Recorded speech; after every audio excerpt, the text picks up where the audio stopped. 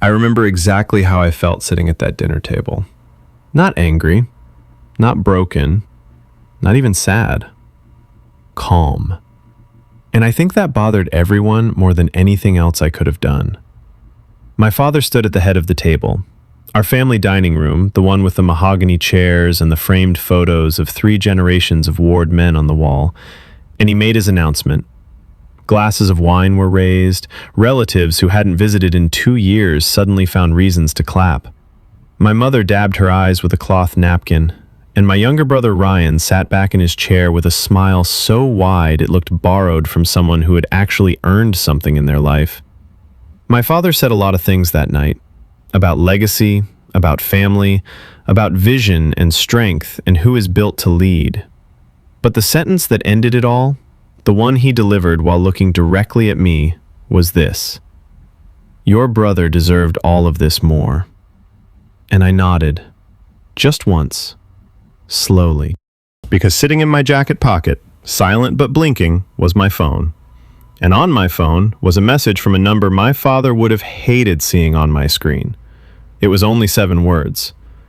"Do not warn them. We have enough." I read it once. Then I looked at Ryan smiling over my father's wine glass and thought, "Enjoy the house, little brother. Because by the time you understand what you inherited, it won't belong to you anymore." Let me tell you about my family, so you understand exactly what kind of people we're dealing with. My name is Ethan Ward. Ward Construction was our family company. My grandfather's name, my father's kingdom, and the place I wasted 12 years trying to earn a seat at a table that had already been reserved for Ryan. For 12 years, I was the son they called when something was broken. When a subcontractor threatened to sue, they called me. When Ryan lost a client because he got drunk at a charity dinner, they called me. When my father needed someone to clean up numbers that didn't match, he called me. But when there were cameras, handshakes, speeches, or champagne, Ryan stood beside him. I stood near the wall. I was also the one my father introduced at industry dinners as my accountant son, usually while putting his arm around Ryan. Ryan is 3 years younger than me. He's got the handshake, the grin, the hair. He walks into rooms and people immediately like him. My father loved that about him. Richard Ward came up in a world where business ran on personality and intimidation, and Ryan was the son who looked like he belonged in that world. What Ryan actually did at the company was technically called Director of Business Development.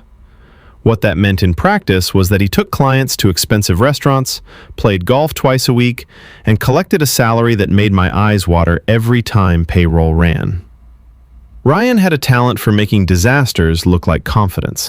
He could insult a waiter, flirt with a married client's wife, disappear for 3 days, come back smelling like whiskey and expensive cologne, and somehow my father would call it networking. If I made one mistake in a spreadsheet, I heard about it for 6 months. Ryan once lost a company credit card in a hotel bar in Vegas. My father laughed and said, "At least he's out there building relationships." My wife Claire used to say, "You're the engine, Ryan's the hood ornament." My mother Patricia was the quietest piece of the machine. She's what I'd call elegantly detached. She has always let Richard lead, always let Ryan charm, always let me carry, and always managed to benefit from all 3 without getting her hands dirty. Or so I thought. This is the family I grew up in. This is the family I was still trying to protect, long after I should have stopped. The first time I understood my father didn't just prefer Ryan, he actually resented me, was the night he told me, "Honest men don't build empires, Ethan. They build cages for men like me." At the time, I thought it was just one of his old man speeches. Later, I realized it was a confession. The first time something felt genuinely wrong, not just unfair, wrong, was about 2 years before that dinner. Ryan showed up to a site walkthrough in a car I didn't recognize. German, dark navy, brand new. I later looked it up. Base price north of $90,000. I didn't say anything. I went back to my desk and I pulled up the payroll file. Ryan's salary hadn't changed. So I did what accountants do. I started looking. It didn't take long to find payments that didn't sit right. Vendor invoices from companies I didn't recognize. Small at first, $8, $12, $15,000, marked as equipment rentals or subcontractor fees. But the dates were strange. Some were billed on weekends. Some referenced job sites that hadn't been active in over a year. I pulled the LLC registrations on 3 of the vendors. 2 of them had been formed in the same month. One had an address that turned out to be a UPS mailbox in a strip mall in Scottsdale, Arizona. And the third one, I had to look twice when I found this, was registered to a woman named Danny Reyes. I ran that name through everything I had access to. It took me about 40 minutes to connect her to a beauty salon in Tempe, and another 10 minutes going through Ryan's Instagram to find a photo from 8 months earlier at a charity event. Ryan was in the photo. Danny Reyes was standing beside him. He had his hand on her lower back. At first, I told myself not to jump to conclusions. Then I found a charge from that same weekend, a luxury hotel suite, 2 spa packages, a jewelry store receipt, all coded in the company ledger as client hospitality. There was no client listed, just Ryan's initials in the approval notes, and one word typed beside the expense, DR. That was the moment I knew this was something real. I closed my laptop, I went home. I sat with Claire at dinner and I didn't say a word because I wasn't ready to say it out loud yet. About 6 weeks after I found the Scottsdale LLC, my father called me into his office. Not unusual, he did that a few times a month. But this time, Ryan was already sitting there when I arrived, which was unusual. My father slid a folder across the desk. "Routine refinancing documents," he said. "Bank needs them signed by the financial officer. That's you." He said it the way he always said things, not asking, informing. I opened the folder.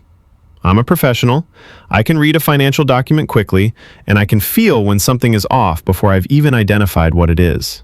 Like a smell before you see the source. I spent 4 minutes reading. Nobody in that room said anything. There were 3 vendor contracts included as addendums. 2 of them I recognized, 1 of them I didn't. The third one had an invoice total of $218,000 for equipment logistics and material staging. I knew every legitimate vendor we used. This wasn't one of them. "I need a few days to review," I said. Ryan made a sound. Not a word, just a sound. The kind you make when someone in a meeting says something mildly stupid. My father said, "It's routine, Ethan." "Then a few days won't hurt it," I said. My father leaned back in his chair and smiled without warmth. "You know what your problem is?" he said. I didn't answer. "You still think this company is protected by paperwork. It's protected by loyalty." Ryan laughed under his breath. Then my father tapped the folder with 2 fingers and said, "Be careful, Ethan. A man who refuses to sign today may be asked to explain yesterday." I took the folder with me. I found 3 more discrepancies in the addendums that night. Inflated invoices. A transfer authorization that moved $240,000 to an account I had never seen associated with Ward Construction. I did not sign the documents. The next morning, my father didn't call me. Ryan didn't call me. The silence was its own kind of answer. For the first time, I didn't just feel like the overlooked son. I felt like someone who was being positioned. Like a piece on a board that doesn't know it's being moved. After I refused to sign, things changed. Not immediately, not dramatically, but they changed in the way that cold weather changes. You don't notice the degrees dropping until one morning you realize you can see your breath. I started being excluded from meetings I had always attended. My father stopped forwarding me certain vendor communications. Ryan began CCing himself on emails I sent to our external accountant, something he had never done before. And the family started talking about me. My mother called me one evening, completely unprompted, and told me that I needed to stop making everything about yourself. I hadn't said a word to her about any of it, which meant Ryan had. A cousin reached out by text asking if I was going through something. At my aunt's birthday lunch, Ryan did it in front of everyone. He raised his glass and said, "To Ethan, the only man I know who can turn a family dinner into an audit." People laughed. My mother gave me that soft warning look, the one that meant, don't embarrass us. My father didn't laugh. That was worse. He just looked at me and said, some men count money because they don't know how to make it. That one landed. Even Claire went still beside me, and Ryan smiled like he had just watched a dog get kicked and wanted credit for it. Ryan was working the family, quietly, systematically, telling people a story about me, about how I was unstable, paranoid, jealous of his success, before I had even decided to do anything. That's what scared me the most. Not the fraud, not the forged invoices, the fact that they were already preparing a narrative about me. Because you only need a narrative about someone when you're expecting them to say something you want people to dismiss. 3 months after that meeting in my father's office, the dinner happened. It was framed as a family gathering, my father's 71st birthday.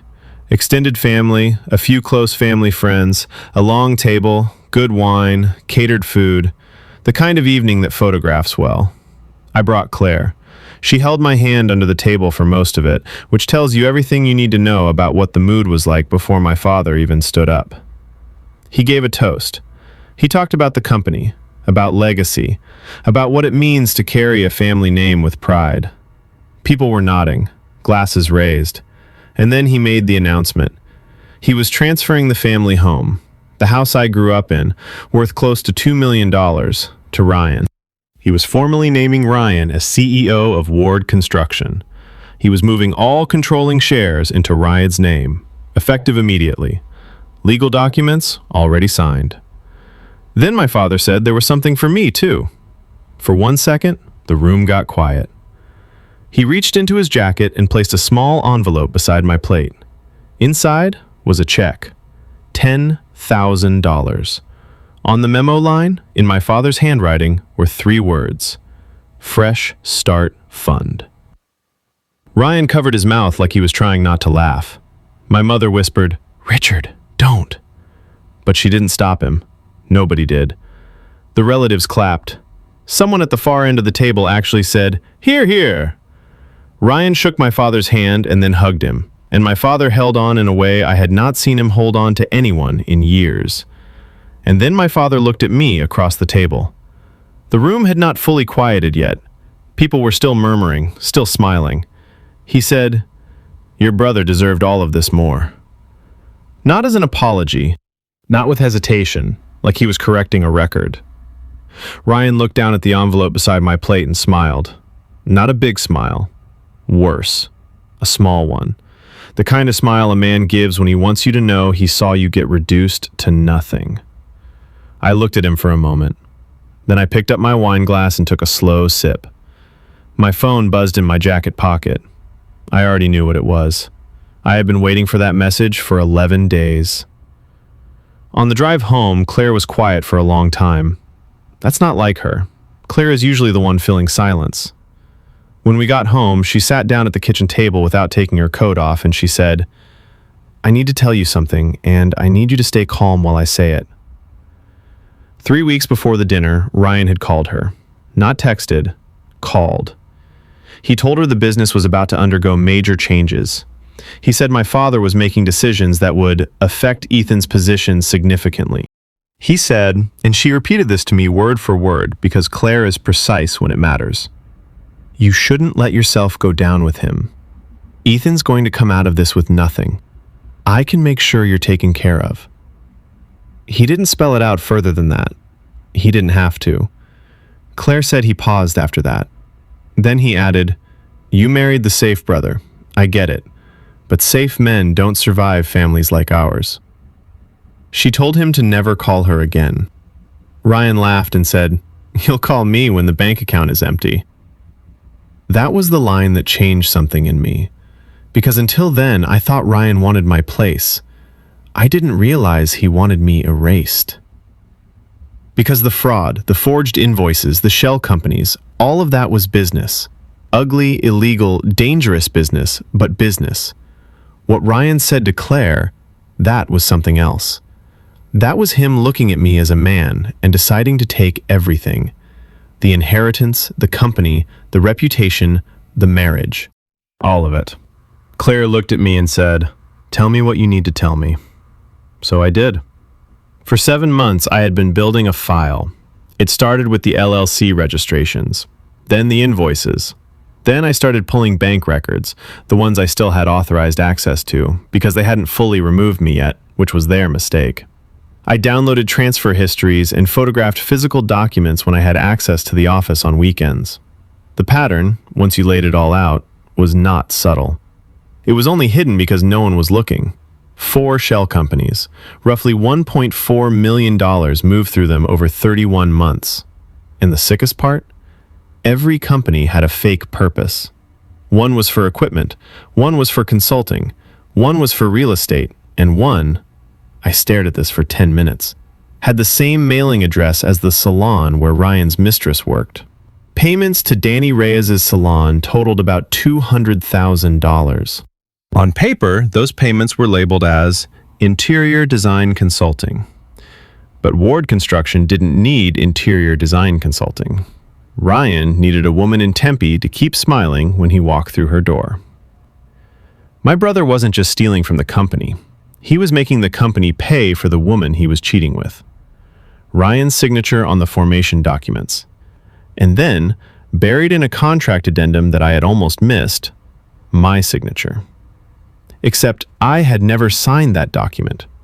I had never seen that document until I found it in the archive files. My signature was on an authorization form approving one of the large transfers.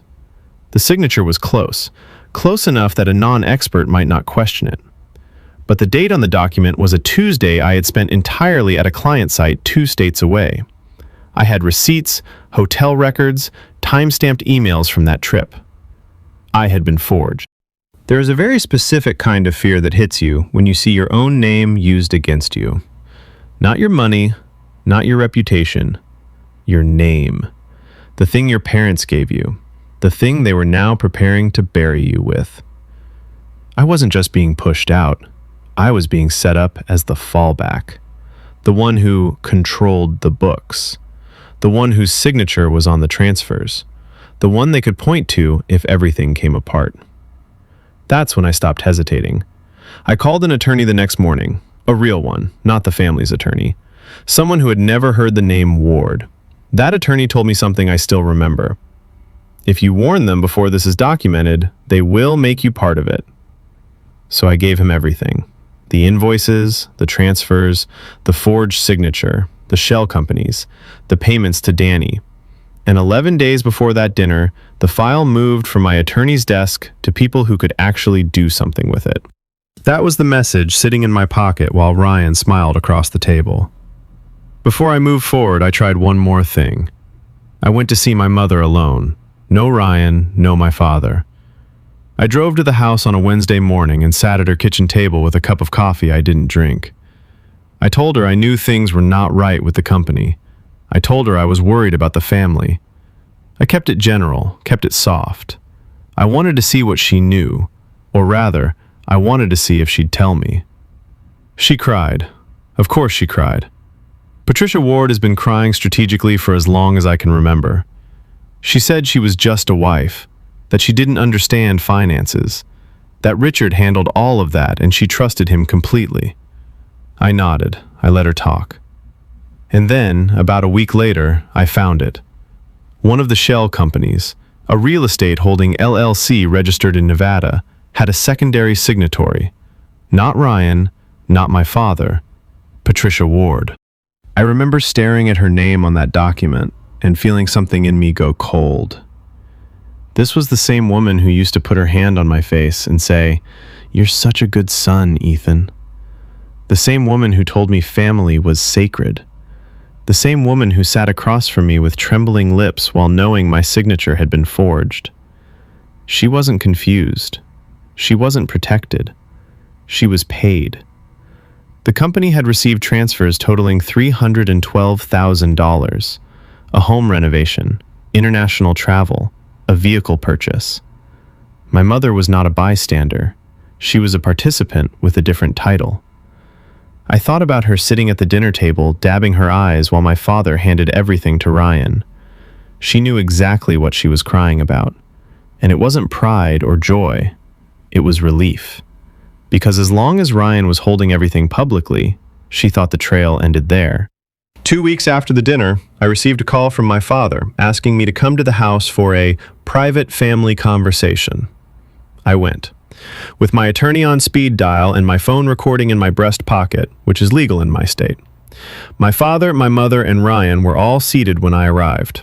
Nobody offered me coffee. My father spoke first. He said the company was going through a transition period, and there were some technical discrepancies that needed to be clarified. He slid a document across the table, an NDA, and attached to it a statement acknowledging that I had exercised primary oversight of vendor relationships and financial approvals. I read it twice. It didn't say mistake. It didn't say miscommunication. It said I had primary oversight. It said I approved vendor relationships. It said I understood the transfers. It was written in polite legal language, but what it meant was simple. Be our criminal, Ethan. One last time, be useful. My mother looked at me with an expression she probably thought looked like compassion. She said, "You're stronger than Ryan, Ethan. You can handle this better than he can. You always have been." Ryan wouldn't even look at me. That was the part I still think about. He was willing to let me take the fall for him, but he didn't have the spine to watch me read the paper. I stared at her for a moment. She was telling me to fall on a sword and framing it as a compliment. I pushed the document back across the table without a word. I asked my father one question before I left that room. I asked him if, at any point over the last 12 years, he had ever planned to leave me anything. Not as a complaint. I genuinely wanted to know if there had ever been a version of the future in his mind where I was more than the useful son. He looked at me for a moment. Then he said, "You were valuable, Ethan. Not loved, not trusted, valuable." Then he looked me dead in the eyes and said, "Ryan was born to inherit. You were born to maintain." I nodded. Then I said, "One more question. The transfer authorization dated March 14th of last year, the one with my signature. Would you like to tell me about that?" The room changed temperature. Ryan's jaw shifted. He stopped looking relaxed. My father's voice dropped low. "I'd be very careful about the path you're considering." I stood up. I picked up my jacket. I said, "You still think this is between us? That's your mistake." And I walked out. Ryan held a party at the house 6 days later. He called it a housewarming, but everyone knew what it was. It was a coronation. I wasn't at the party, but Claire's cousin was, and at 9:17 p.m. she sent Claire a video. No caption. About 60 people were there, catered bar, music, Ryan walking around like the new king of the Ward family. He had already started talking about renovations, about making the house his. Then, about an hour into the party, there was a knock at the door. It wasn't another guest. It was a process server. That was what Claire's cousin filmed. Ryan standing in the foyer of the house he had owned for less than 3 weeks, screaming into his phone while a man in a dark suit taped a notice to the front door. Within 90 minutes, the primary Ward Construction business accounts had a freeze notice issued. 2 of the shell companies had their banking access suspended pending review. The house itself was flagged as a potentially fraudulent asset transfer made during an open investigation period. Ryan's phone started ringing. Then Danny Reyes showed up. Not called, showed up. Black dress, mascara running, phone in her hand. She walked straight through the open front door in front of everyone and screamed, "You told me the money was clean!" The room went silent. My mother actually whispered, "Who is that woman?" And Danny looked at her and said, "You should know. Your Nevada company paid me." Ryan stood in the middle of his party in my grandfather's house, with 60 people watching, and came completely apart. Not in a dramatic way, in the worst way. The slow, helpless way, where a person realizes the ground has disappeared under them and they don't know when it happened. He called me that night. I let it go to voicemail. Then I listened. The first voicemail was rage. He said it was all a mistake. He said I had set him up. He said he was going to tell them everything. The second voicemail was panic. He said he had proof. He said we were brothers. The third voicemail was different. In the third voicemail, Ryan said, "Dad made the structures, okay? He told me it was normal. I didn't know what half of it meant." That was Ryan. 29 years of being the golden son, and it took him less than one night to become a witness against the man who crowned him. He came to my house 2 days later. I opened the door. I let him stand on the porch. He looked like he hadn't slept. He said, "Ethan, we're brothers. Whatever happened, we can fix this. Together." I looked at him for a moment. I thought about Claire sitting at the kitchen table in her coat. I thought about my signature on a document from a Tuesday I spent in a hotel room 2 states away. I thought about Danny Reyes's beauty salon listed as an equipment logistics contractor. I said, "You remembered we were brothers after they took the keys." And I closed the door. The Golden Boy story was over. My attorney laid it out for me in a conference room about 3 weeks into the investigation. The plan, as structured, was elegant in the way that ugly things sometimes are. Ryan had taken the lifestyle and the visible assets. My father would remain the respected patriarch. My mother would remain invisible. And if the investigation came, which my father clearly knew was possible given how aggressively the accounts had been structured, the paper trail led to the financial officer, the one who approved the vendors, the one whose name was on the authorization forms. Me. My father would be the elderly founder who trusted his son too much. Ryan would be the new CEO who had only just taken over. And I, detail-oriented, quiet, behind-the-scenes me, would be the one they blamed for quietly running the financial operations for years. The dinner wasn't just favoritism. The transfer of assets into Ryan's name weeks before the freeze was an attempt to move them out of the primary company structure before everything collapsed. They were not just cutting me out. They were cutting me out and leaving me holding the account. The thing they didn't plan for was that I had spent 7 months documenting exactly why I shouldn't be holding anything. That was the part nobody at the dinner understood.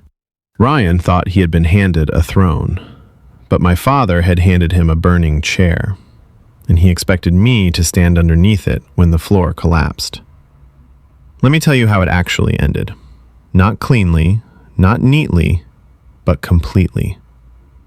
My father called me 4 times in the weeks that followed. The first call was still authoritative. He wanted to discuss strategy. By the third call, he was asking me to tell the auditors it had been accounting errors. By the fourth, he was not authoritative anymore. He said, "Everything I built is going to be gone." I said, "You should have thought about that before March 14th. I hung up. My father's fall was quieter than Ryan's. That made it worse. Men like Richard Ward don't fear prison first. They fear becoming ordinary. He stopped getting invited to charity boards. His name came off the building sponsorship. The same men who used to slap his back at golf clubs started pretending not to see him near the valet stand. Ward Construction didn't collapse overnight. That would have been too easy. It was taken apart slowly. Contracts frozen, partners pulling out, lenders asking questions my father could no longer answer with a handshake. Ryan lost the house within 60 days. The transfer was reversed. The bank moved on the vehicle, and that part became public too. Ryan's car was repossessed outside the same steakhouse where he used to take clients. Someone filmed it. Of course they did. He was standing on the curb in a fitted blazer, yelling at a tow truck driver while 2 women from the bar watched through the window. 3 months earlier, he had laughed while my father handed me a $10,000 pity check.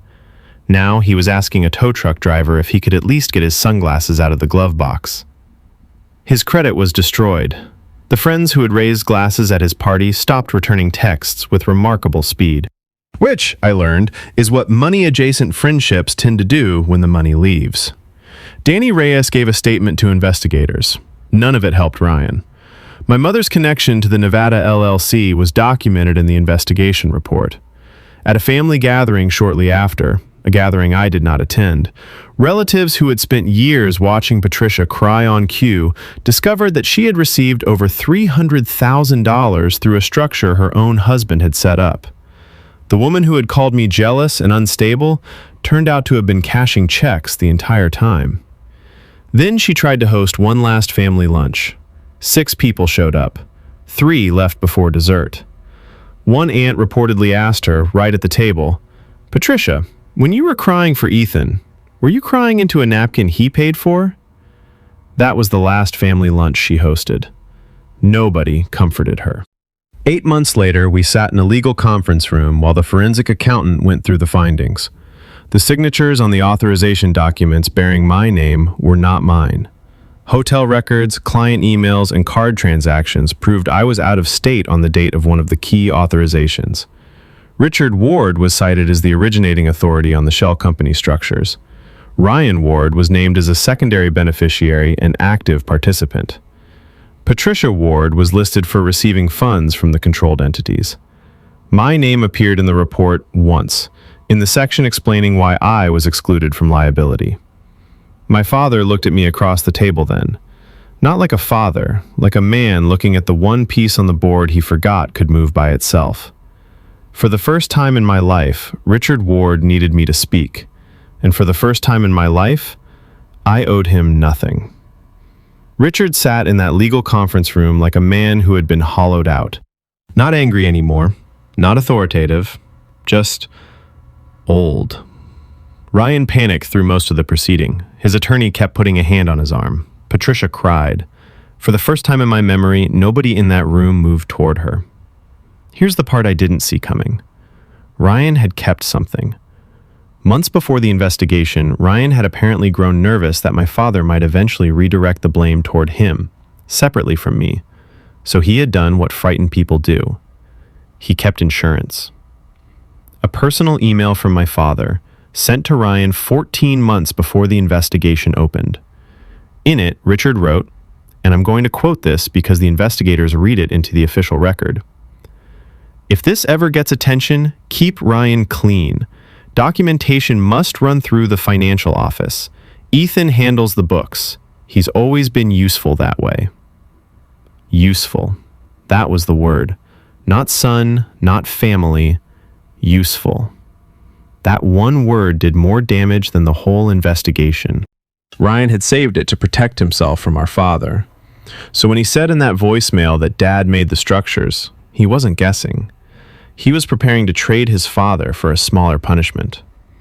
But when Ryan saw the investigation closing in, he handed it over, and in doing so, destroyed what remained of Richard Ward's defense.